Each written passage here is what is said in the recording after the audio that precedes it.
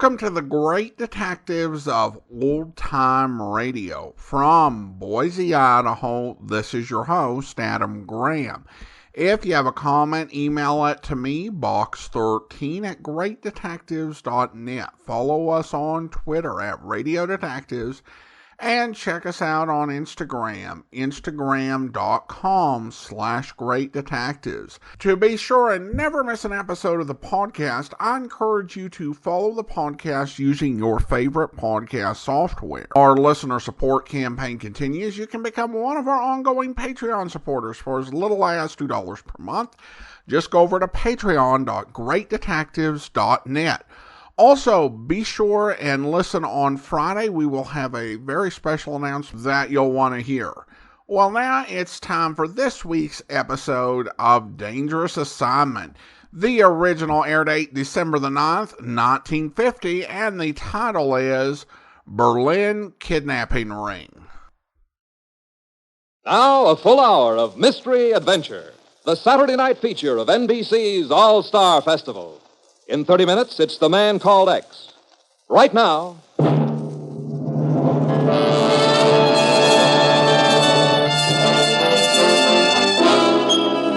Dangerous Assignment, starring Brian Donlevy as Steve Mitchell. Brought to you by the makers of Anacin for fast relief from the pain of headaches, neuritis, and neuralgia.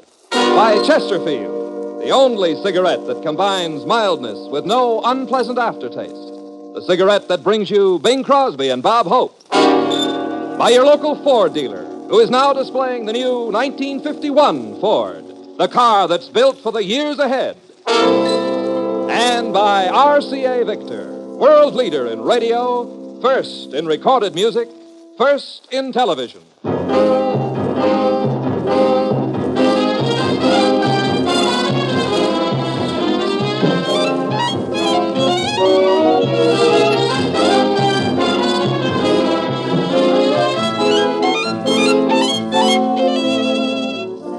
Yeah, danger is my assignment. I get sent to a lot of places I can't even pronounce. They all spell the same thing, though, trouble. But when I walk into the commissioner's office, I don't realize this assignment's going to end up with me trying my level best to shoot myself.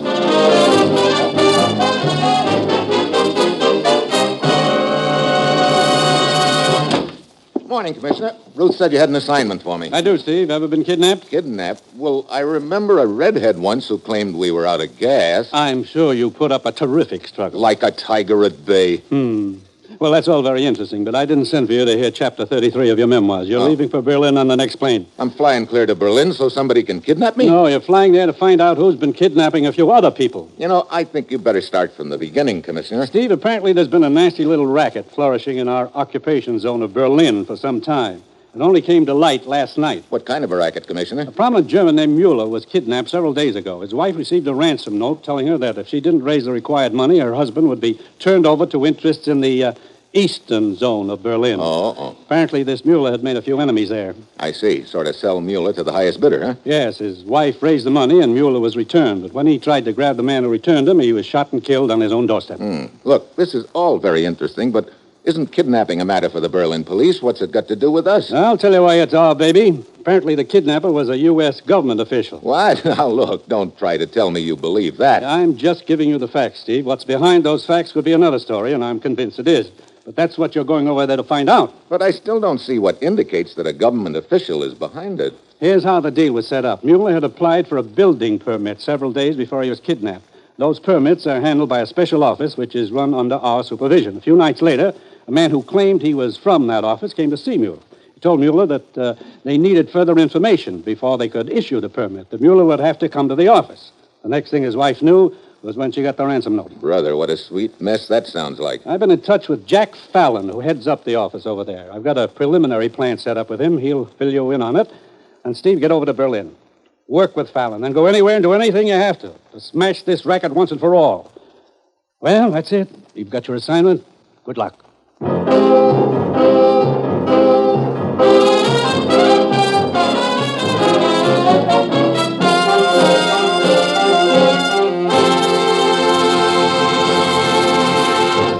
Dangerous Assignment, starring Brian Donlevy in the role of Steve Mitchell, will continue in just a moment. Here is something you should know if you ever suffer from the sudden pain of headaches, neuritis, or neuralgia. It's a way to ease the pain, often within a few minutes. A way that is incredibly fast and effective. It's Anacin. Anacin is like a doctor's prescription. That is, Anacin contains not just one, but a combination of medically proven active ingredients in easy-to-take tablet form. Thousands of people were first introduced to Anacin through their own physicians or dentists. But today, these tablets are in such widespread use that all drug counters have them, and anyone may enjoy their benefits. Next time you suffer from the pains of headache, neuritis, or neuralgia, by all means, try Anacin. You'll like the convenience of Anacin tablets, and you'll be delighted with Anacin's incredibly fast action. Anacin. Anacin. Ask for Anacin by name today at your druggist.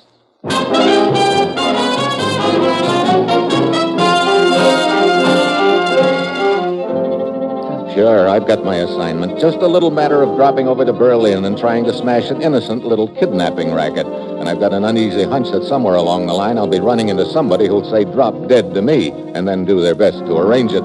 It's Monday when I land in Berlin and I head for Jack Fallon's office. It's a nasty mess, Mitchell. My theory is that somebody right here in my office has been putting the finger on the victims. These applications for building permits, Fallon, do they contain quite a lot of information about the applicant? Yeah, they do. You see, to do any building in Berlin these days, you got to have a considerable amount of money. That has to be listed on the application. Now, that's the point, Steve. Anybody who has access to those applications could spot the likely kidnap prospects. But how about this business of threatening to turn the victims over to the Eastern Zone? Well, as you can imagine, there are a lot of Germans in our zone who have come out politically against the outfit in the Eastern Zone. Now, you take any 10 Germans with money, and you're pretty sure to find 7 or 8 of them who've made enemies there. I see. Tell me, Fallon, just who in this office has access to those applications? Well, my office manager can give you a better answer to that than I can. Herr Wittig, I was just going to call you. I was on my way to see you, Herr Fallon. Some reports for you to sign. Oh, come in. I want you to meet Steve Mitchell from the United States. Mr. Mitchell would like some information from you, Wittig. But of course, Herr Mitchell. I'd like to know how many people in this office have access to the applications for building permits. The files are available to Herr Fallon, of course, and to myself. Yeah, who else? The 3 clerks. Who are they? Frau Gunther, a woman of about 60, Fräulein Gottlieb, a younger woman, and Herr Linder. What can you tell me about them? I mean, have any of them ever acted in such a way as to arouse your suspicions? It's a hard question to answer, Herr Mitchell. They're all hard-working people. Frau Gunther particularly. She keeps mostly to herself. Fräulein Gottlieb, I have no problem with her, other than to keep her boyfriend from calling for her too early in the afternoon. Boyfriend? She's quite friendly with an American sergeant. Sergeant? I see. What about the other one, Linder? Herr Linder has notified us he'll be resigning soon. It seems he just inherited some money from the death of his uncle. Okay. I guess that'll be all, Wittig. Thank you. Of course. If there's any other information I can supply, Herr Mitchell, do not hesitate to call on me. I won't. Well, you know any more than you did before, Steve? How long has Wittig been your office manager, Fallon? Oh, about a year, I guess. Hey, wait a minute. You don't think he could have anything to do with this? Look, anybody who has access to those files could have something to do with it. Yeah, I guess you're right. The commissioner said something about having set up a plan with you. Yeah, he thought it might be a good idea to have somebody file a fake application, make it look like he was a red-hot prospect, you know? A pigeon, huh? Well, that's what it amounts to. Then we trail along and see what happens. Yeah, sounds like a good idea. You got a man for the job? Mm-hmm. Little character named Benner. Might be kind of dangerous for him, you know. Oh, Benner will do almost anything if the price is right. Besides, I think he can handle it okay. He's a very cautious little gent. Never takes an elevator if there's a stairway, you know, that sort of thing. Can we trust him? Oh, yeah. He's done a lot of jobs for us in the past. Oh, excuse me. Hello? Oh, yes, Bennett. Mm-hmm. Yes, Right, yeah. You'll be contacted there by a man named Steve Mitchell. You're to work with him. Well, Benner's on his way to the Kronig Hotel. He's going to register there. Okay, I'll get on over there myself. See you later, Fallon. I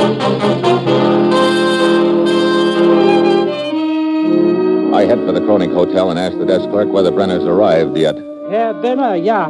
He just started up the stairs. He is registered in room 403. He's going to climb 4 flights of stairs? Brother, he really is a cautious guy. Huh? Skip it. I'm not quite that cautious. I'll take the elevator.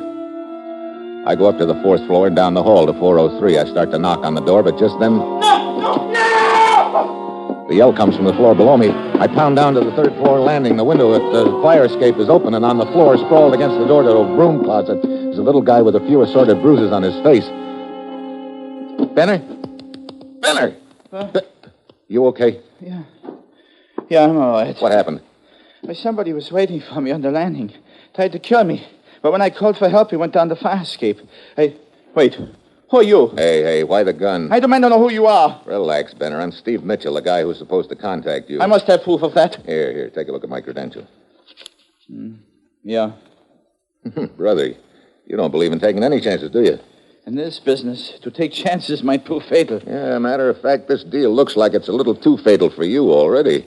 What do you mean? We better pull you off the case. It looks like they're on to you. No, I insist on going on with it. But you're no good to us if they know who you are. It would be a simple matter to enter an application at another name, at another address. My sister lives at 35 Gartenstrasse. I can use her house. I don't know. Herr Mitchell, a deal was offered to me. I accepted it. I insist that the deal stand. Even after almost getting killed, huh? Well, I'm used to such things. I make a good living almost getting killed. Okay. I'll have Fallon rig up another application for you at 35 Gartenstrasse. Then I'll meet you over there, and we'll wait to see who turns up for you. And what will be your plan in case someone does turn up? Well, I'll have a police car with a two-way radio. If somebody calls for you, I'll follow and contact some other cars, and we'll all converge on the spot where they take you to. Well, very well. I'll go rig the deal with Fallon. You pack up and get over to the Gartenstrasse address. I'll meet you there in an hour. I go downstairs now to the hotel. Then, 3 blocks away as I'm heading for Fallon's office, I realize Benner forgot to tell me what name to use on the new application. I start back to the hotel. Then I spot the crowd on the sidewalk in front. I speed up. A couple of policemen are trying to push the crowd back. Then I see a body on the sidewalk covered up. Get back here now, get back. What happened, officer? Man fell out of one of the hotel windows. What? You know who it was? Yeah, it's not much left of the body, but we found his papers. It was a little man named Benner.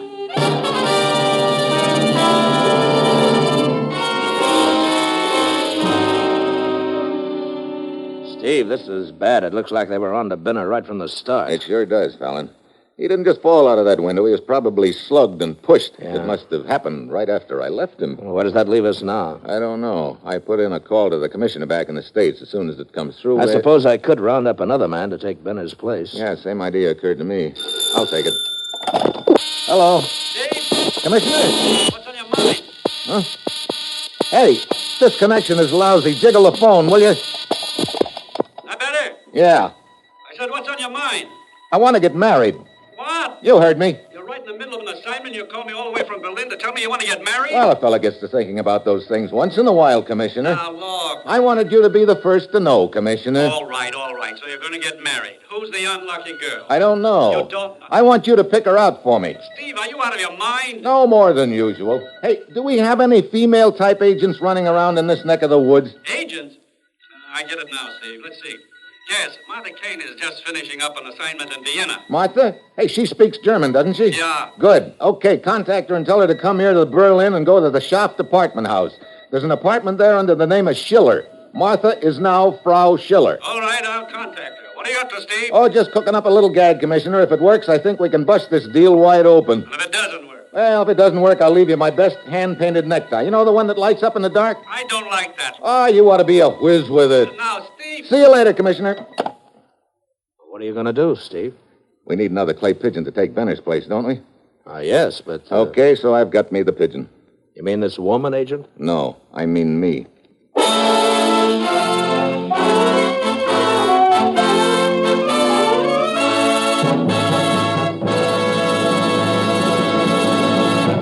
In just a moment, Act 2 of Dangerous Assignment. Now we invite you to hear from Bob Hope on his recent visit to Hawaii. Well, here we are on the island of Oahu. We had a very smooth trip over. At first, we flew at an altitude that didn't bother me. We had to go up higher because the salt water was ruining the tires. Just out of San Francisco, we developed a little motor trouble, and the pilot yelled, "Throw everything we don't eat overboard." A Navy cruiser picked me up about 2 hours later.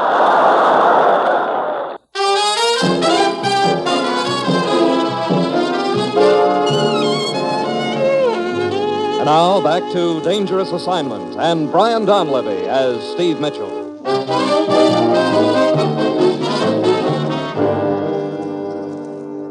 really going through with this deal, Steve? What do you think, Fallon? Well, okay. Tell me what you want me to do. Fill out an application in the name of Otto Schiller. That's me. Yeah? Give the Shaft Department address and make me sound like a nice, juicy prospect. I just married a wealthy woman. Then stick it in with the other application. Yeah, that way you won't have to be seen around the office. Look, another thing. Can we count on the cooperation of the Berlin police? Sure.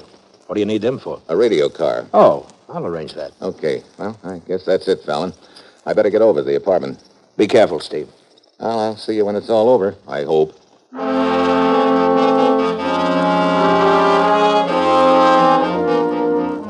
So I go over to the Shaft apartment house and settle down as Otto Schiller, wealthy German. I'm not kidding myself about the various assorted things that could happen to me, all of them bad, but I know it's our best chance of finding out who's running this racket.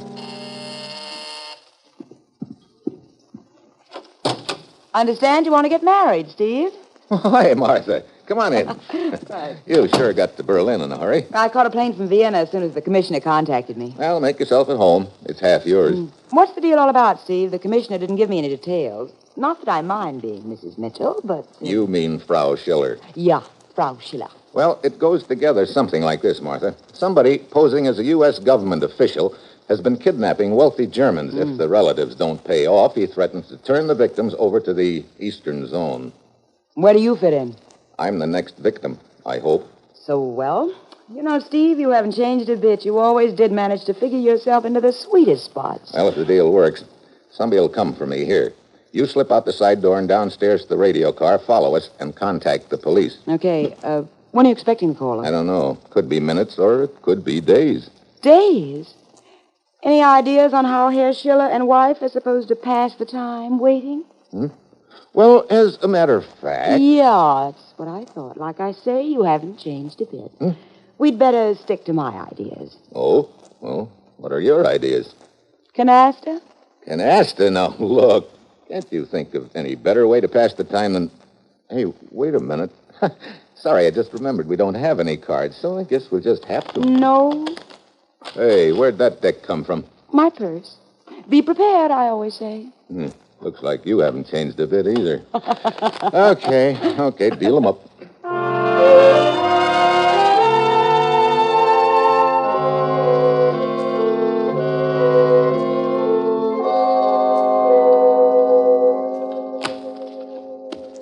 A natural and 5. 3 jacks and I'm out. Swell. I suppose you know that wins you another game. So it does.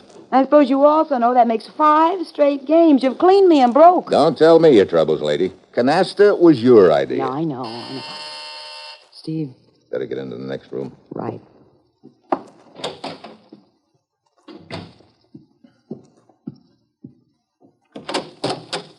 Herr Otto Schiller? Yeah. I'm Mr. Brown from the office that issues building permits. Yeah? Regarding your recent application, Herr Schiller, we need some additional information.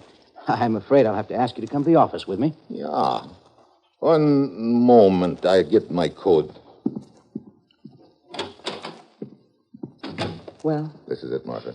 ever see the guy before? No, but he's probably just the leg man on the operation. Get out the side door and down to the radio car, Martha, and then follow us. Right. Herr Schiller.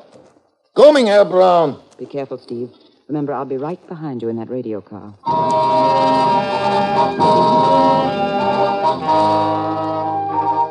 Martha slips out the back door of the apartment, and I join Mr. Brown in the living room. We go down the elevator to the street, and Brown motions toward the curb. Here's my car, Herr Schiller.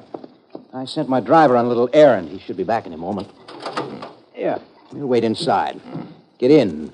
Mitchell, Huh? You heard me. You can cut out the Ya 9 routine. Inside, you get a slug. Little surprise party, huh, Brown? That's right. I've got another surprise for you, too, Mitchell. I can hardly wait. What is it? You'll love it. Take a look out the window. Martha. Yeah. Your little pal who was going to tag along in the radio car. Get her inside, Fritz. Yeah. He was waiting for me at the side door, Steve, complete with guns. Oh, this is just great. I thought you'd be overjoyed, Mitchell. Where are we going? To see the boss. Oh? Who is the boss? You'll find out, Mitchell. Okay, Fritz, let's get going.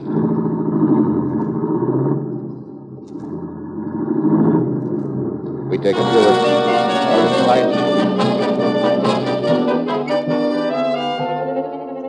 And after more of the ruined section of the city, we finally pull up in front of a deserted warehouse. Martha and I are hustled inside and tied up. Then Brown and Fritz leave. Doesn't look so hot for us, does it, Steve? No. I'm sorry I got you into this, Martha. Well, I've only got one regret. That you ever left Vienna? No, that we wasted so much time playing canasta. Great time to have both hands tied behind me. Hey, wait. I think I can twist my hands around a little. Turn your back to me. Maybe I can work on your ropes. Okay. Who do you think the brains behind this deal is, Steve? I'm afraid I know the answer to that now, Martha. Look, they were onto our whole routine about the radio car. Not many people knew about that. Benner knew, but he doesn't count. He's dead. That leaves just you and me and Fallon. Fallon? You think he's the one? Sure adds up that way. Hey, I got one of your ropes loose. Yeah. Wait, I work my hands around a little now. Good, keep it up. But, Steve, if Fallon's behind it... Hold it. Somebody's coming. Keep your hands behind you. Okay. Steve, if they take you and leave me, I'll try to get loose and get help. Well, I brought someone to see you, Mitchell. The boss. What? Hello, Mitchell. Benner. But it can't be. You're dead. You got pushed out of a hotel window. You're right. The real Benner is dead, Mitchell. Real Benner? My name, in case you're interested, is Linda. One of the clerks at the office. Quite right. Yeah, I think I get it now. Benner started up the stairway of the hotel, and you were waiting for him on the landing. You slugged him and started to push him out the window. Then you heard me coming. True. So I concealed Benner's body in the broom closet. You assumed I was Benner, so I decided to go along with it. After you left, I pushed the real Benner's body out the window. And I spilled the whole plan to you. That's how you knew about the radio car routine, huh? Yeah. You have it all figured out now, Mitchell. Too bad it's too late. Huh? So what happens now? I was going to kill you, Mitchell, but now I've changed my mind. Gee, thanks. Oh, you're quite welcome. You see, it occurred to me that the United States agent undoubtedly possesses much information of value to certain connections of mine in the eastern zone of Berlin. What? I think they would pay me a great deal of money for you. Now, wait a minute. So I'm going to take you to the eastern zone. I see. Well, that's a cute little plan, but there's just one hitch in it. And what is that? The borderlines of those zones are pretty heavily patrolled. Just how do you plan on getting me out of this zone? Oh, that's quite simple. I've used the device before. Device? What device? You have been posing as a man named Schiller, yeah? All right.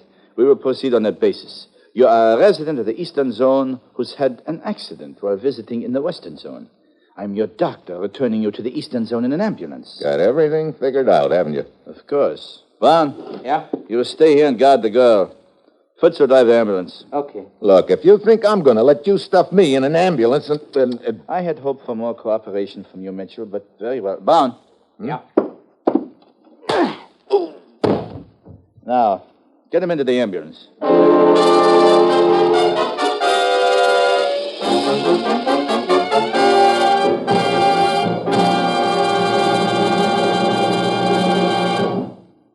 In just a moment, the conclusion of Dangerous Assignment.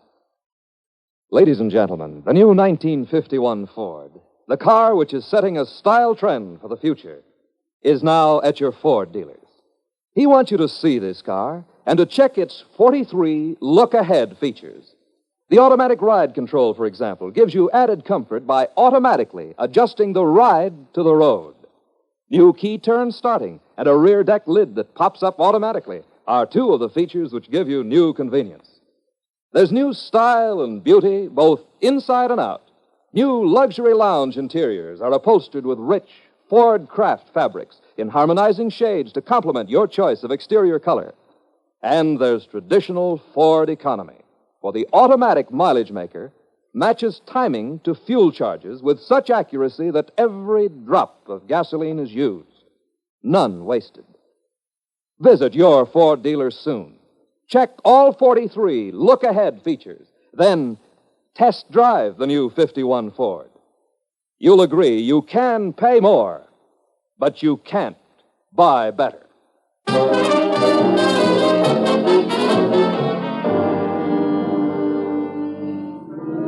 When I come out of it, I'm strapped on a stretcher in the ambulance. My head is completely bandaged except for 2 eye holes. There's even a strip of tape over my mouth.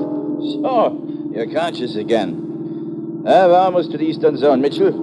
As you see, the setup is complete. I'm your worried doctor crouching over you. Above you, the bottle of blood plasma, the rubber tube leading along your arm under the blanket. And in your ribs, do you feel this?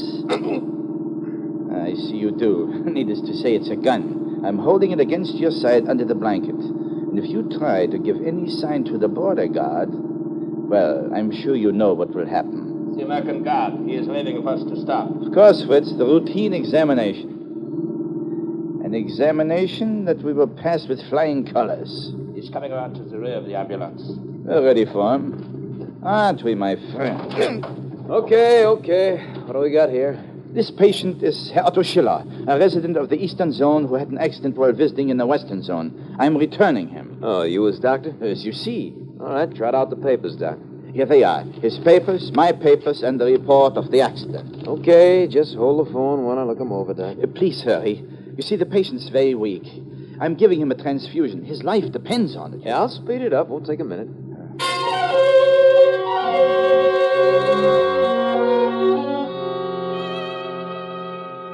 The sergeant keeps nodding as he checks the papers. They must be pretty clever forgeries.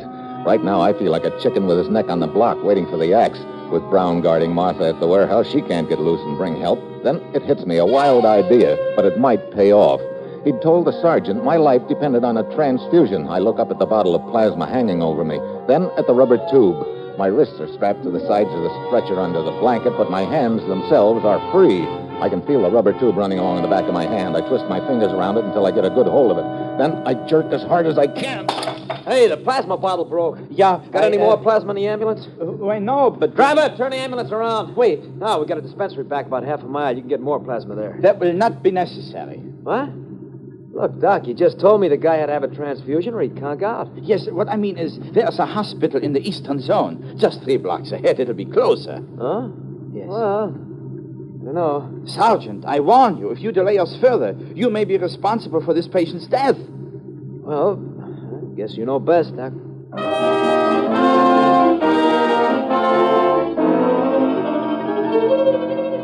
So it didn't work after all. I can feel the gun jam harder into my ribs under the blanket, but I know he won't shoot now. Then another idea smacks me. I may be signing my own death warrant, but it's my only chance now. I twist my hand around and grab for his gun hand. He tries to jerk it away, but I hold on. What's the matter, Doc? You're getting kind of pale. It's the strain of this case. Sergeant, I demand you let us proceed, otherwise my patient will die. Okay, Doc. The sergeant stands back and starts to close the door. It's now or never. I hope I've bent the gun down enough so the slug will clear me, but I can't wait any longer. I jam my thumb against the trigger. Hey! The slug scorches along my back. Gun! Mitchell, you fool! Well, what do you know? A doctor holding a gun on his patient. I will... You'll do nothing, Jack. Go! Joe, grab the driver. Now, close. No, we'll just get this tape off your mouth, fella. You sure ain't acting like a sick guy to me.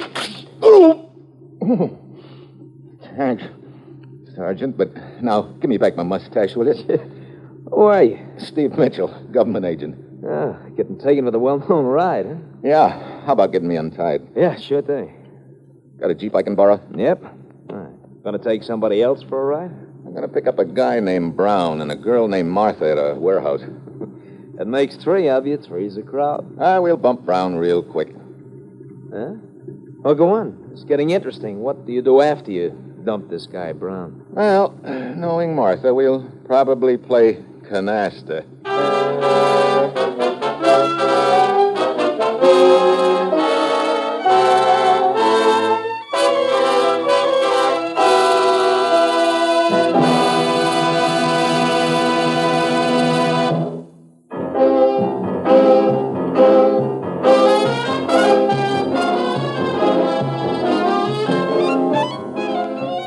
Dangerous Assignment, starring Brian Donlevy as Steve Mitchell, is written by Bob Reif and Adrian Jondo, with music by Robert Armbruster, and is produced and directed by Bill Karn.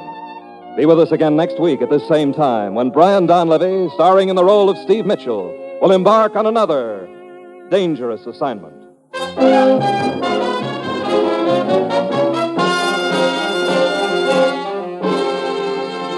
Now stay tuned for another big mystery program on NBC's All-Star Festival. Herbert Marshall as The Man Called X. This is NBC, the national broadcasting company.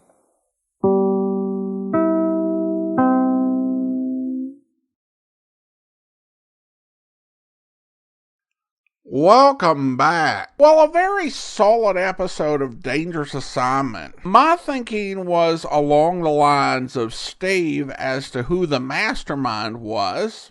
And I think Steve's theory was the only one that made sense, but then we found out about the identity switch. This was reminiscent of one of the plot lines that was used in the summer 1949 series, but I think here it was a little bit more effective, given that the person being impersonated was found dead, with reason for Steve not to have seen the face. I think the idea of handing Steve over to other side, the Eastern Bloc, and whatever synonyms you can come up for the Soviets, was a bold stroke, and he had a clever plan to get Steve across and smuggle him into East Berlin. And Steve was only able to thwart it through some incredible nerve and quick thinking. It shows what a radio program can do, and how good your hero can look if your villain is actually competent at his job. I did wonder a little bit why they had left Martha behind and guarded. I pretty much have settled on the idea that they were going to smuggle her across later, because she's also an American agent, probably not quite as valuable as Steve Mitchell, because you get the idea that he is the top guy, the ace, and that capturing him would be a bigger deal. But certainly, if you've got contacts that will pay for one American agent, they'll probably pay for two. Also, it was nice to hear about the 1951 Fords and have them as a sponsor, if only so I could go and look at pictures of the cars. And they're fine-looking cars.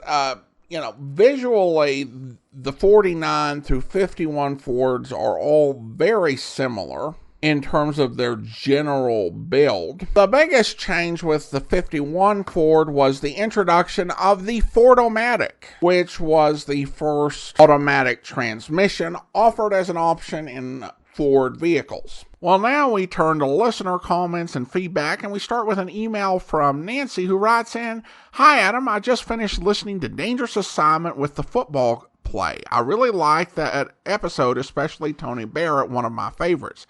But I have to say that after hearing a reminder for the Man Called X immediately following the show, I feel bad for Steve Mitchell having to compete like this each Saturday night. Man Called X with Herbert Marshall is going to win hands down in the sophisticated spy contest every time.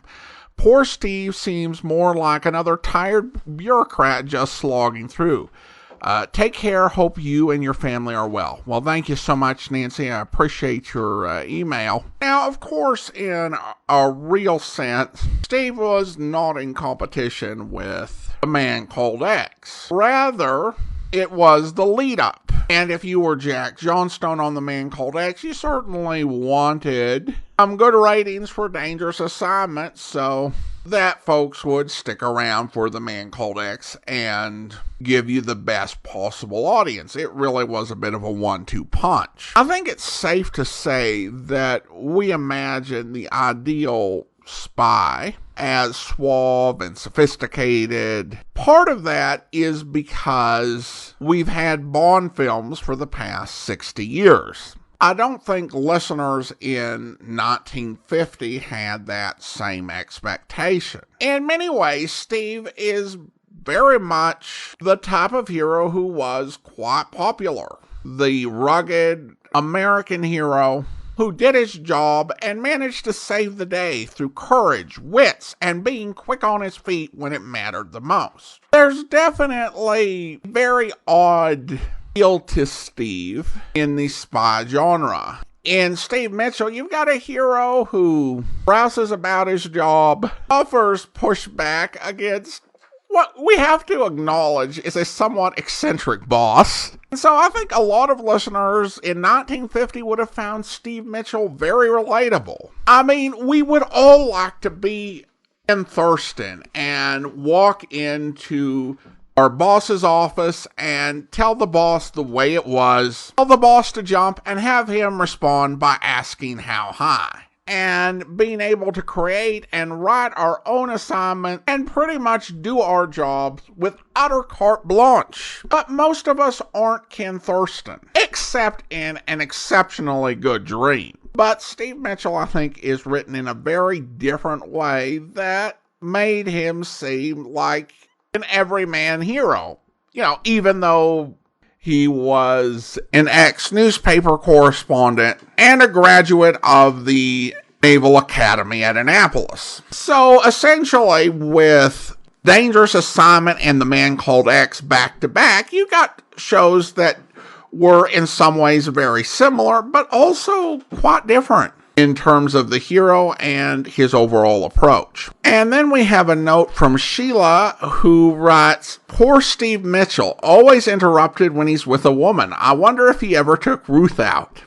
I really enjoy your shows. I have to wait to listen to Tales of the Texas Rangers when my husband and I are together. That's his favorite. I'm also catching Volume 1. Thank you for putting that together."